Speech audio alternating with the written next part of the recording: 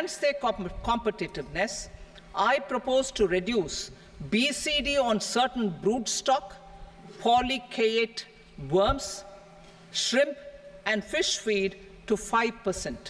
I also propose to exempt customs duty on various inputs for manufacture of shrimp and fish feed. Leather and textile.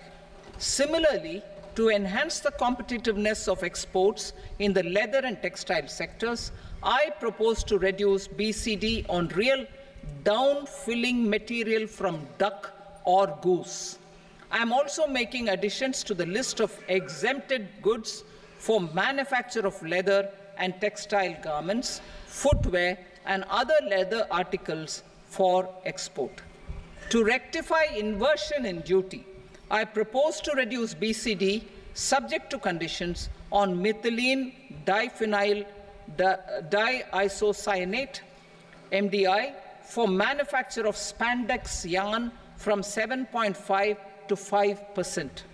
Furthermore, the export duty structure on raw hides, skin, and leather is proposed to be simplified and rationalized. Precious metals. To enhance domestic value addition in gold and precious metal jewelry in the country, I propose to reduce customs duties on gold and silver to 6% and that of platinum to 6.4%. Other metals, steel and copper are important raw materials. To reduce their cost of production, I propose to remove the BCD on ferronickel and blister copper. I am also continuing with nil BCD on ferrous scrap and nickel cathode and concessional BCD of 2.5% on copper scrap. Electronics. To increase value addition in the domestic electronics industry, I propose to remove the BCD subject to conditions on oxygen-free copper for manufacture of resistors. I also propose to exempt certain parts for manufacture of connectors. Chemicals and petrochemicals. To support existing and new capacities in the pipeline, I propose to increase the BCD on ammonium nitrate from 7.5% to 10%. Plastics.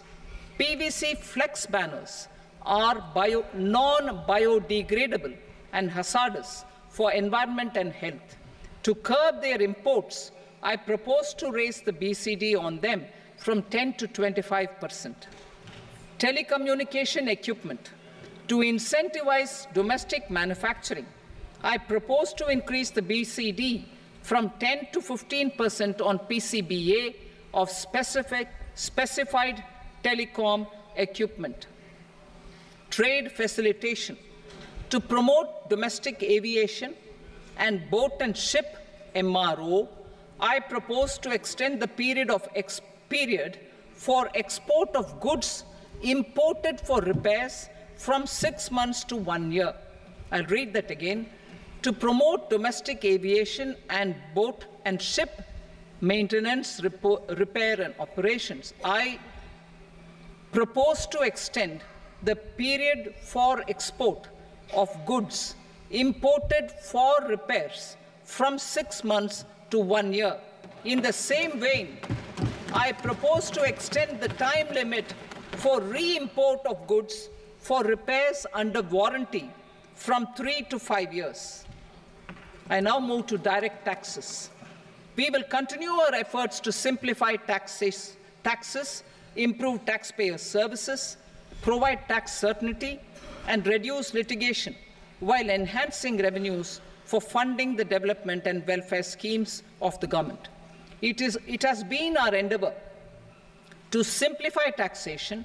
We have taken a number of measures in the last few years, including introduction of simplified tax regimes without exemptions and deductions for corporate tax and for personal income tax.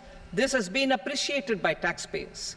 58% of corporate tax came from the simplified tax regime in the financial year 22-23.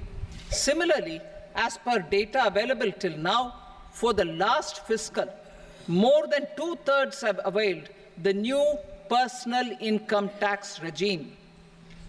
Comprehensive review of the Income Tax Act. I am now announcing a comprehensive review of the Income Tax Act 1961.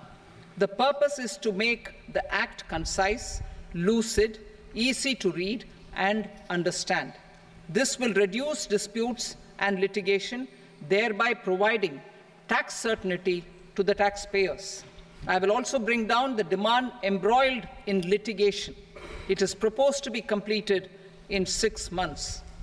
A beginning is being made in the Finance Bill by simplifying the tax regime for charities, tedious rate structures, provisions of reassessment and search provisions, and capital gains taxation. Simplification for charities and tedious. Two tax exemption regimes. The two tax exemption regimes for charities are proposed to be merged